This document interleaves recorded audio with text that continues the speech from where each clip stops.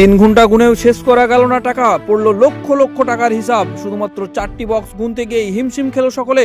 হোমানের প্রস্তাবিত বাবরি মসজিদের জন্য টাকার পাহাড়, জমা টাকা গুনতে আনা হলো মেশিন। প্রায় 3 ঘন্টা গুনেও শেষ করা গেল না সে টাকা। হুমায়ুন কবিরের প্রস্তাবিত বাবরি মসজিদের জন্য টাকার পাহাড়, প্রস্তাবিত বাবরি মসজিদ জমা হয়েছে যা গুনতে আনা হয়েছে মেশিন।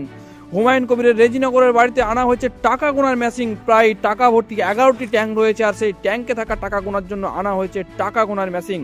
আর টাকা গুনতে নিয়োগ করা হয়েছিল প্রায় 30 জনকে বলে সূত্রের খবর। আর সেই 11টি বক্সের মধ্যে থেকে মাত্র 4টি বক্স খুলেই সেই টাকা গুনতে সময় লেগেছে 4 ঘন্টার বেশি, এবং সেই 4টি বক্স থেকে উদ্ধার হয়েছে 37 লক্ষের বেশি টাকা।